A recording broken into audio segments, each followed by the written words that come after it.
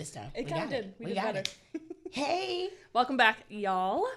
It's Co with the Flow with Alexis. And Shannon. Oh, yeah. If you tuned into I guess, I don't even say last week's episode, but the first episode, like, first off, like, wow.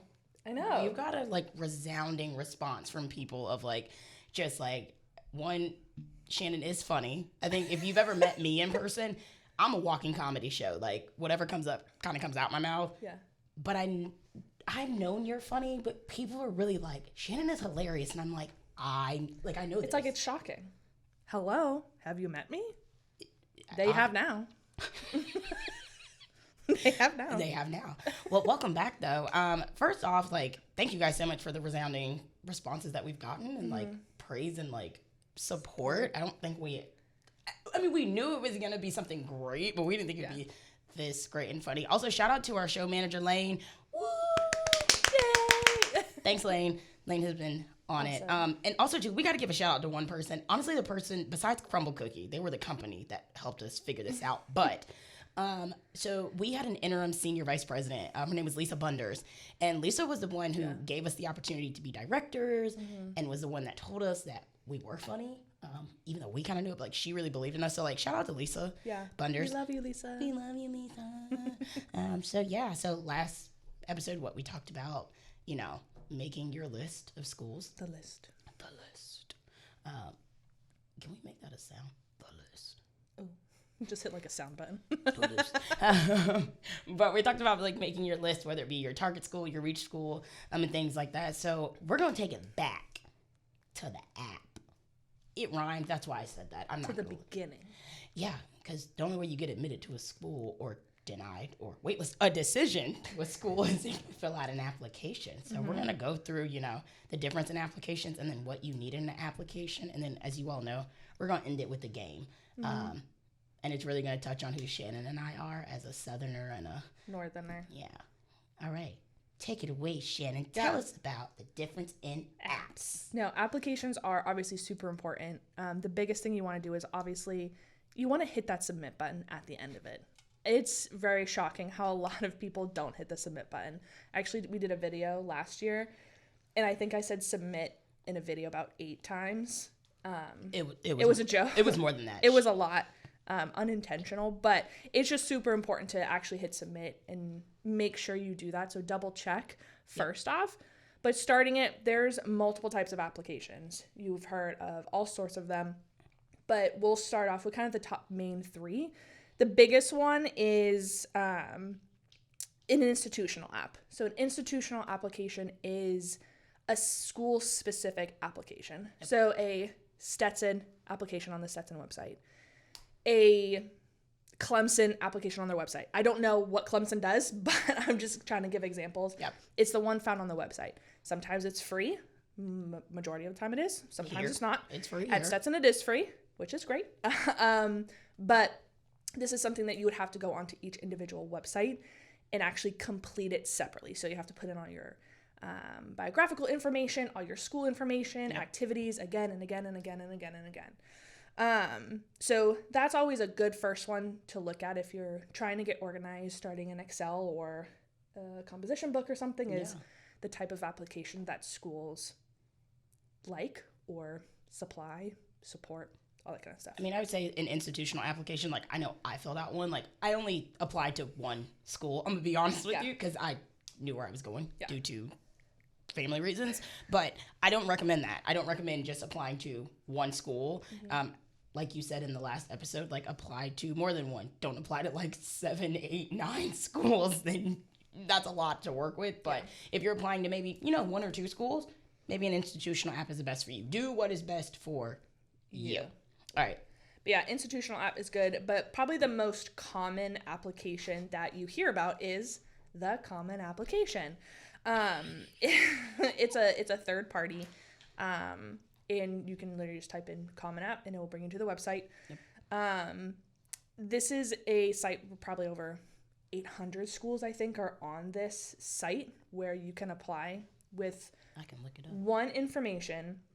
So you would fill out your biographical, your school, your activities once.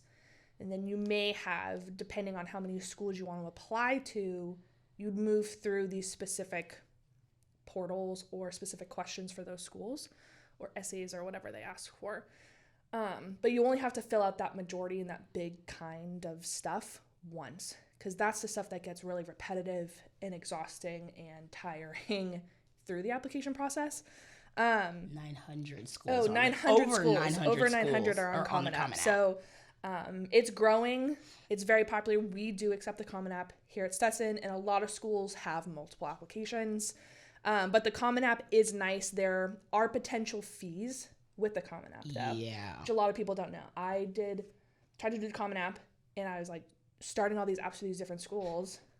Then we get to like the payment page, and my parents are like, you need to narrow that down, because it was just a lot of fees that we just couldn't do at that point. I mean, also too, I think it's something to say. I don't know how every school does it, but for the Common App, potentially reach out to your admissions recruiter we talk about, or admissions counselor, or the person that's helping you at the university through the process, because maybe there's a fee waiver. There's no promises.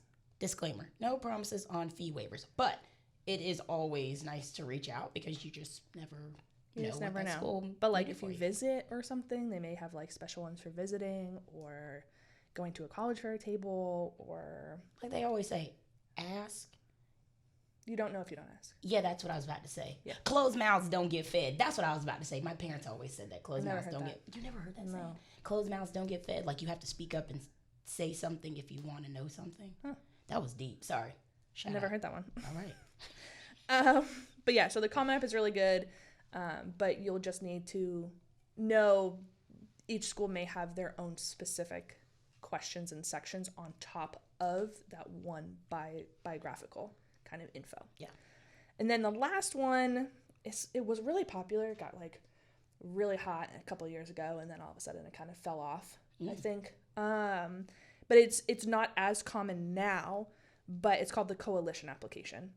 So the Coalition application is a free app, which is nice. But what's also cool is Coalition, like the site, has like tools and resources that students can use. I did not know that. So I don't know if you can use those sources and tools without doing an app. You can totally try. But the Coalition is nice because it is a free app. Not a lot of schools do it. Yeah, it's not as many schools It's anymore. not as many, but it could be a school, Some schools could be just Coalition only. I think a Florida school used to do that, but I don't know if they do that anymore. But it's just something, again, when we talk about starting Apply, it's like organization. Just if you aren't an organized person, talk to somebody that is, because it will just make your life so much easier. But yeah, so those are the three like main applications. There might be some others out there, but these are probably the top three. Is your own specific institutional, the Common App, which is the most common that students use. I just love how can we get a word counter on how many times Shannon has said the word common? I mean, she's and the common, and the common, and the common, and the we don't get a word. We're gonna make that into something. So like a little bell and like ding ding ding. And then you have the Coalition application. And then once you're done with those, hit the submit button. But also know this, once you hit submit, you're not can't change it. Done. Well, no, you can't change. I mean, okay, so say you make a mistake on like your name or your major or whatnot, just email your recruiter so here at Stetson specifically, because we can only really attest to Stetson, but you can email your admissions recruiter or call us and let us know, hey, like I made a mistake on this, and this, and we can get it changed, or there are ways to do it yourself to change those things. But when you hit submit, just know you're not done with the application process just yet. You gotta submit materials. I think this is like, I love the children because they are our future. But this frustrates me so much when you don't submit your materials. You gotta submit your materials. That is what then helps to complete your application. So first off, obviously you submit your application. Yeah. But then those transcripts. Then the other stuff. But I do want to mention, I guarantee within 24 to 48 hours after you hit the submit button to your application, that school is going to send you a link to like a portal page. And this portal page is where all of this information will go. Yes. It will tell you everything. So even if you think, oh, I'm not going to do that, they'll tell me. No, just like sign up for it. It's for free. Yes, you do have to have multiple passwords for however many schools you apply to. Keep that in mind. Keep that in mind. But I guarantee you a school will send you some sort of a login, a temp password, whatever it is. In that, it will pop up a whole checklist. And ours is really, I think, simple, and we're working on streamlining it as well, which is really nice. Our ops team is great. Yep. Shout out but ops. It literally has a green check mark for when you have it and a red X for when you don't. Pretty self-explanatory.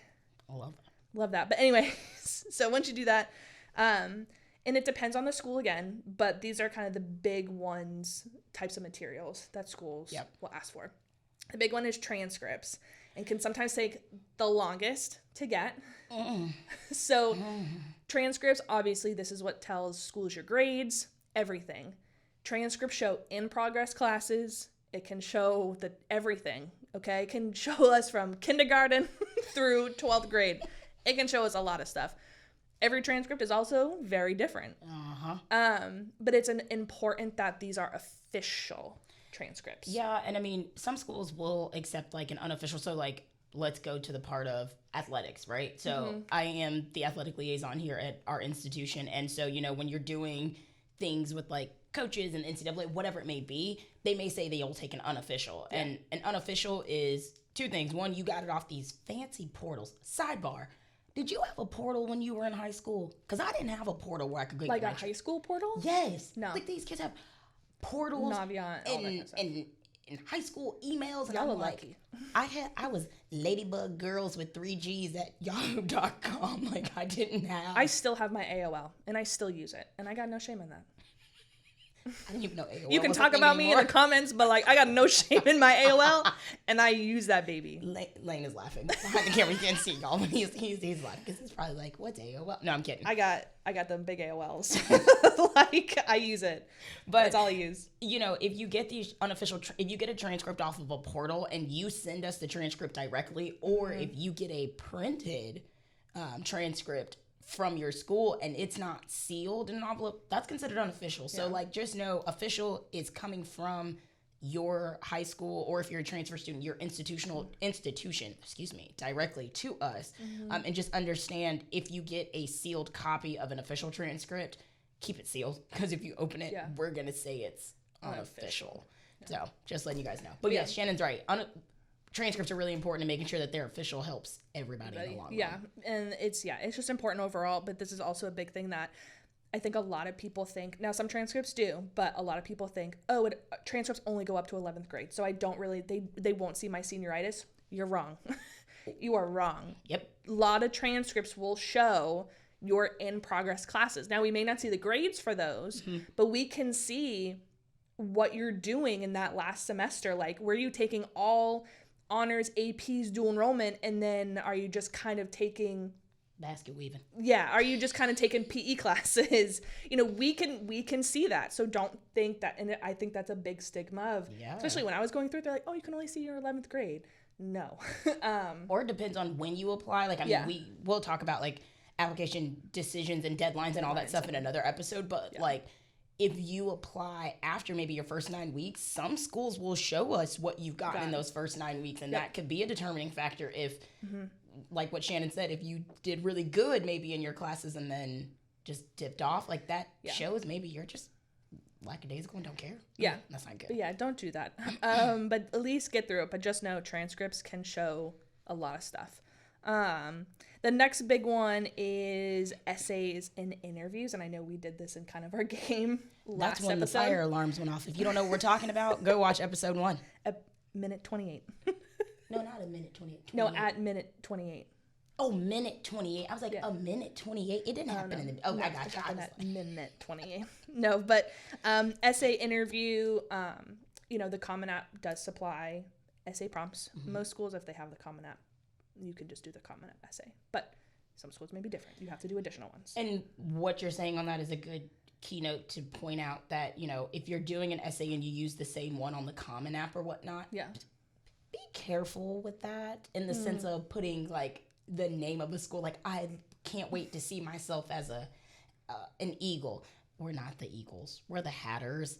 We're not Florida State. Like, we're not the other schools. So just make sure if you're going to submit the same essay to another school, we don't know unless you tell on yourself. And that's very telling if you don't take the time to change the name of what. Now, we're not saying that you need to write a different essay for every school unless they ask you to write on something specific, but just be careful. Just like double check it. Yeah. Have a teacher, have a family member, have somebody just read it over and then, write your school on top of it. That way you know what you're sending, because I think people get so surprised at the amount of essays that we get that have lowercase i's in them, that have just no punctuation.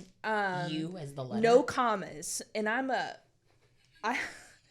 spelling is not my strong. Grammar and spelling are not my strong suit. I'm a big run-on sentence kind of girly. It just goes on for ages, but it's really important to not just rush through it to get it done. Yeah. Like, have someone check over it, because if schools see that, they're like, is this person even ready for school? Like, you can't even have right punctuate. Like, it's just. Or do you even want to be at that institution? Like, or is it a family member telling you gotta apply? Like, at the end of the day, our job as admissions professionals in general, when that decision is made to if you get in or not, is to decide, like, not only can you do the work, but like, are you the right fit for the university? The university and it's the like community. A mutual thing. Yeah. Like, we want to make sure you're going to be a good part to our community and benefit everybody else here. Yeah.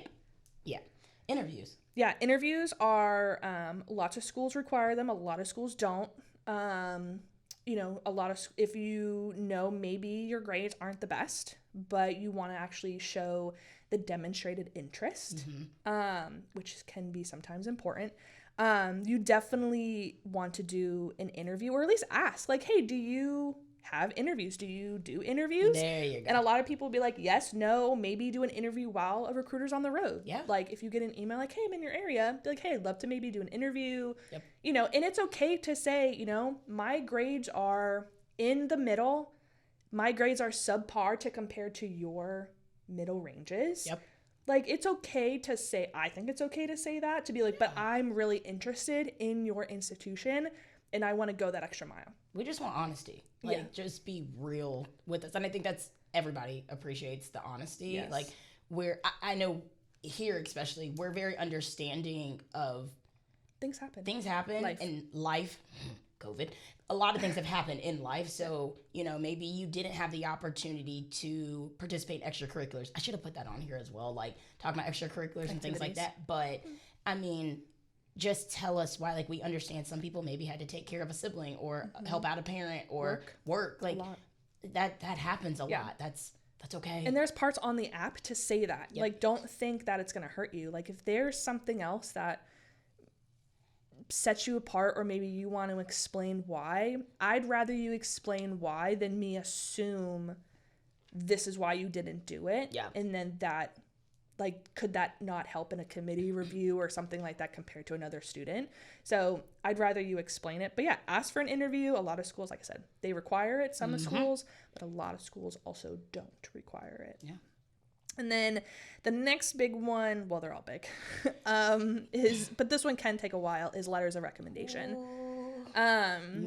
Counselor, parent, no parent, counselor, supervisor, coach, mentor, anybody else except for friends or parents or family in general. Aunt, uncle, brother, sister, grandma, and grandpa cannot write your letter. Right? I've seen a grandpa tell me, and I love to use the name Jimmy, but I'm serious. The kid's name was Jimmy, and it was his papa.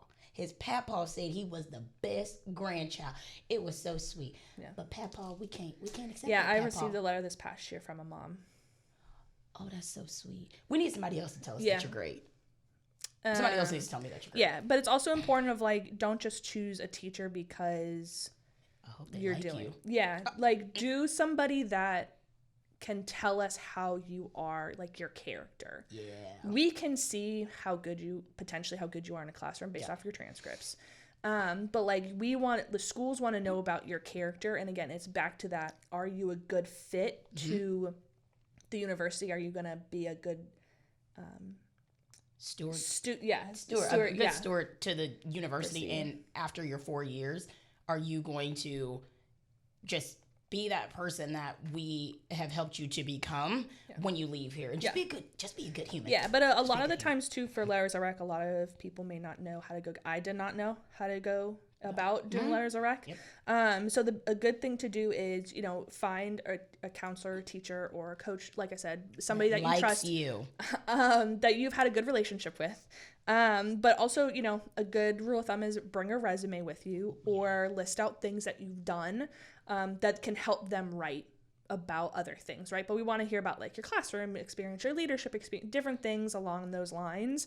But just go to them. I actually had a teacher that I had to write a formal request letter, which was cool. Did you go to a bougie school? No. Oh. No, ma'am. But, come with a resume, come with some talking points.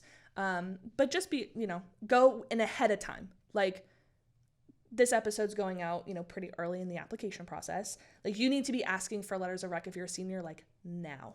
And if you're a junior, just start getting those things in mind. Or if you're a family member, listen to this. Or just anyone, if you know students who are getting ready for the college process in general, like junior year, they should know by the end of their junior year who is going to write their letters of rec. Ideally. And if you don't know, ideally, and then beginning of your senior year, you should be asking, because if you wait to the last minute, trust me, somebody else has done the same thing, and then that person that maybe is your go-to for a letter of rec could be bombarded with. Yeah, and then they may not have time, or not write a good one. Not write a good one. Just may lose track of time, and so it's it's important to make sure that you're on top of it and early, so schools can get it, so you can see that green check mark, or however that school does it, so you got it. Some schools ask for 1, for 2. I say probably ahead of time, just ask for, get 3 letters, or have 3 letters, maybe have 2 sent right to the school, maybe have another one for you, right? So if in case a scholarship program or whatnot asks for it, or a job interview or other things, or you can bring it to an interview, you have it ahead of time, so you have that one. And maybe it's unofficial, but if anything, that person probably has it saved on their computer, so they can just resend it. We're passionate about letters of rec. I'm just saying, we're passionate. Yeah, it's just getting the material, because a lot of it sometimes is so complicating. And I want to do with transcripts, a lot of times you go to your guidance office for that.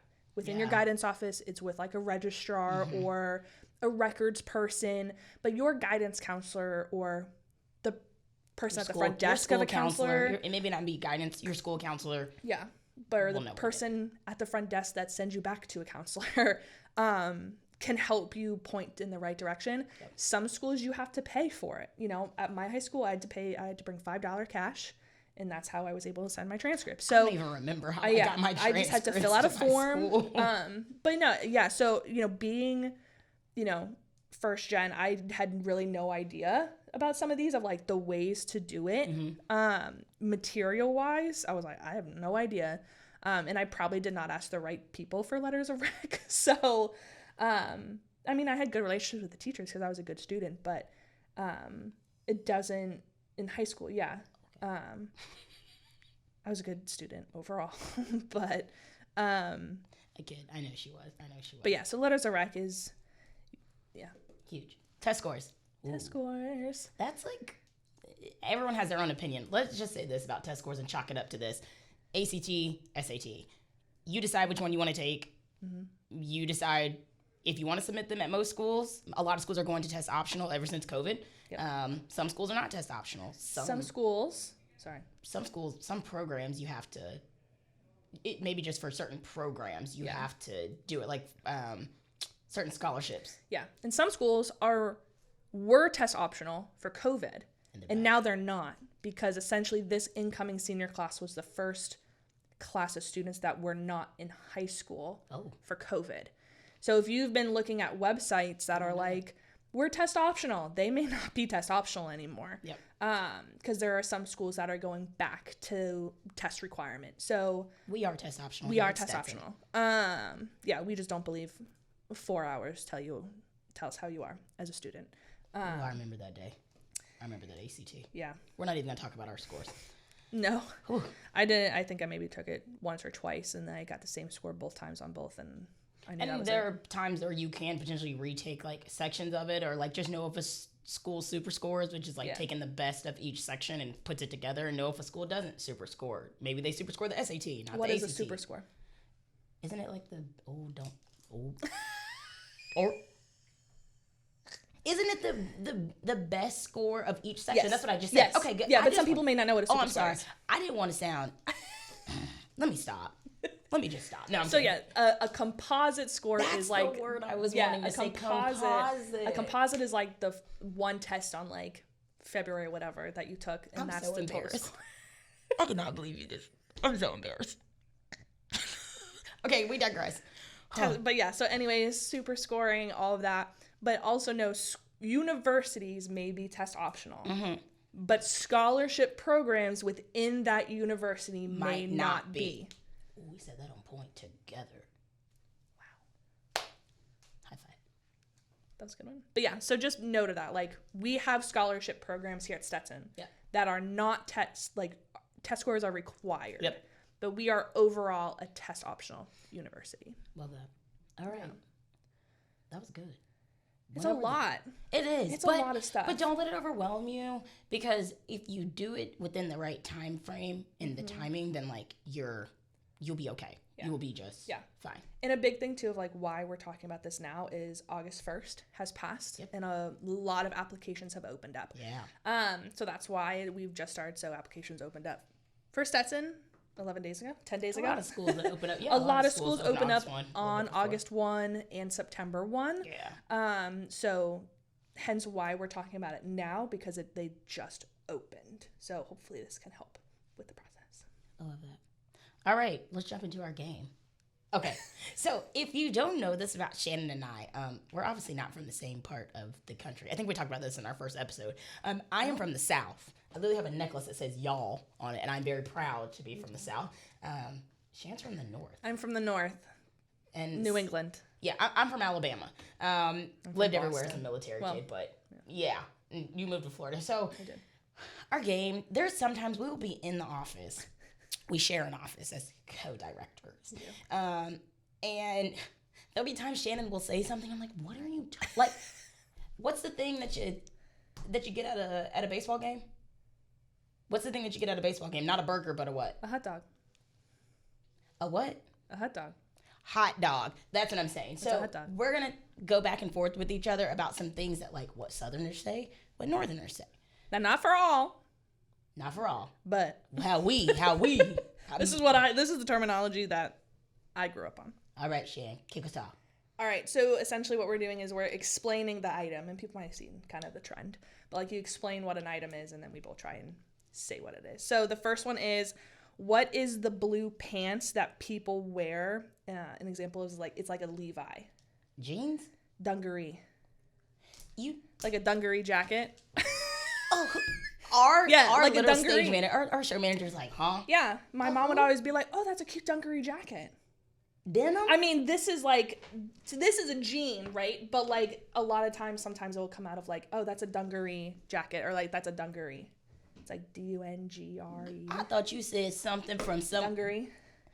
Baby, I thought you was trying to say something about down under. I'm going to let that go. No, anyways, but yeah, dungaree. Okay. I feel like these are a lot of northern words, so you read them. Go ahead. What is the thing under the first floor of a house? A basement? A cellar. Or a cella. Now, you know what? It's a cellar. No, ma'am. A cellar is... It's a cellar. That's a basement. We don't really have basements. We don't have basements. We don't really have basements in some places. Yeah, Some might. It's a cellar. Well, it's cellar, but I grew up with a den? south of Boston, but it's a cellar. So that's a y'all tell us in the comments. That's a basement. Okay. What is the thing you use to change the TV channel while sitting far away? The remote? a clicker. A clicker. Now you making them up. It's a clicker. No. A clicker. It's a clicker. That's a remote. No, my parents are literally like, oh, the clicker's right there.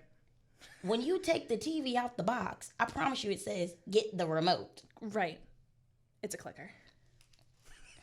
It's a clicker. What is the usual last meal of the day? Dinner? Supper. Now, see, Supper. now that could be controversial if, like, there are some Southern people who do say supper. I've never said supper. All my family is like, oh, what's for supper? Or like, we gotta go for supper. That makes It's a sup, or it's with the boss. It's like supper. Supper. Okay. But yeah, so it's when I grew up, it was. I mean, sometimes we've been in Florida a long time, but now, but when I go up home and visit everybody, it's all like, oh, what's for supper? What's the thing in the car that see, now this is where the spelling is wrong. Oh, I forgot the word you. What is the thing in the car that you put on when you want to change length? Blinker? Yeah, blinker. Oh, okay, so we both use it. Gay. Some people, yeah. What else would they call it? Directional. Some people do that, like a directional. A blinker. Okay. Blinker, clicker. You read Supper. the next one. What's the thing in an office or school that you use to drink water out of? Like it has the button that you push at the front. A water fountain? A bubbler. Now hold up. A bubbler. No, ma'am. Mm-mm. We still have that. So like my parents have one of those things in their house. Yeah, it's like one of those like crystal water companies or whatever. Like you can get one of those little ones. It's like, oh yeah, go get water from the bubbler. Wow.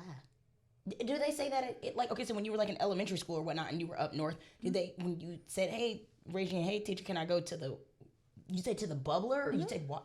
Bubbler, water fountain. It's kind of interchangeable, but like, see, my generation is more of like, not some of these words, but like my parents and all my family. Yeah.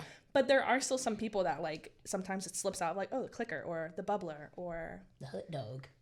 The hot dog. The popcorn. She says popcorn, y'all. Popcorn. All right. What's the thing you push in a grocery store and put your items in? A buggy. A cart. A cat. A buggy. It's a cat. Y'all tell us what y'all think. I think it's a buggy. Lane, what do you call it? I call it a cart. Yeah, it's a cart. Yeah, I love how y'all ganging up on me. Yeah, it's a buggy. It's a buggy. My mom be like, don't let that buggy hit me in the back of my ankles. Sorry, Ma. Shout out to you. That's a good one. You got to read that one. Okay, so what is the dessert or sweet beverage made by blending milk, ice cream, and flavorings or sweeteners? Usually is cold, and you can get in an ice cream shop. A milkshake? A frap. So, like, you get a vanilla frap. That's what you get at Starbucks. A frappuccino. Right, that's frappuccino. This is a frap. F-R-A-P-P-E. Done. Like a vanilla frap. Like, when I was just on vacation. Yeah. We went to an ice cream store. And you said you wanted a frap. That's all that's on the menu. Like, you can't. It doesn't say milkshake. It doesn't say milkshake. It says it's a frap. So, you get a vanilla frap with whatever topping, but it's a frap. Like, my dad still says it. He's like, oh, I could really go for, like, a chocolate frap right now. Wow. Yeah. Oh. Okay. That's new. I've never heard of that one. Yeah, I literally thought about it because I was like, oh, wait, milkshake, frap. But yeah, it's a frap. Oh, milkshake. Yeah. Okay. Never, I'm not going to sing that song. What do you call a long sandwich with toppings and condiments? A sub? Do you call it a sub? A sandwich? Some people call it a hoagie. I thought that's what you were going to say when I put that on there. Yeah. No, hoagie I think is more like New York, New Jersey, Philly. Oh, Philly cheesesteak sounds so I don't, good. Yeah, we don't. I mean, you can get like you can get like a hoagie roll. I just like food. I'm hungry now. I'm really hungry. I thought I was about to say hot dog. I was like, we already did that one. You know what's funny when I think about Southerners and Northerners and a serious thing, like when I thought about us doing this today? Yeah. I thought about, first thing that came to mind was sweet tea. So like if you are from the South, you love sweet tea. And you know that the best way to make sweet tea in the South is with liquid sugar. Not granulated, liquid sugar. And I cannot forget when I went somewhere, I'm not going to say where, I went somewhere not in the South, and I asked if they have sweet tea, and they were like, I have iced tea. And I was like, okay, like, I guess I'll take that. Like, guess y'all just don't call it sweet tea here. And they brought me out some granulated sugar, and that tasted like sugar water. Yeah. Or people drink unsweet tea. Like, what is this? They don't, like, up there, sweet tea is not a thing. Why? It's made from I don't even think I've ever been to just sugar. I don't even think I've been to a McDonald's up there that does sweet tea. Blasphemy. Yeah, you get it's just iced tea, sweet, like an unsweetened tea. And people like it? Yeah. My mom would drink it all the time. Like, she'd go to Dunk's and, like, get an iced tea. And it's an unsweetened iced tea. She still gets it. If you go to a restaurant, she'd be like, I'll do an unsweetened tea with lemon. Oh, Lord, no. Mm-mm. Yeah. I think I was drinking sweet tea out the gates. Love it. I do like sweet tea. But, yeah, it's not a thing up there. You can't find it. I love that. I mean, maybe you can, but there are Chick-fil-A's that are up there, so maybe at the Chick-fil-A's. I think the best Chick-fil-A, sweet tea, anything is in Georgia, but I'm going to let y'all have that. But anyway, y'all, we appreciate you guys for tuning in this week. We got moving day coming up soon. We do. For us. Woohoo. But we're excited. Thank you all again for all the support for Code with the Flow. Follow us on Spotify, follow us on YouTube and Instagram as well. We're going to get on Apple Podcasts soon. But thank you guys so much, and we'll see you next time with Code with the Flow. Bye. Bye.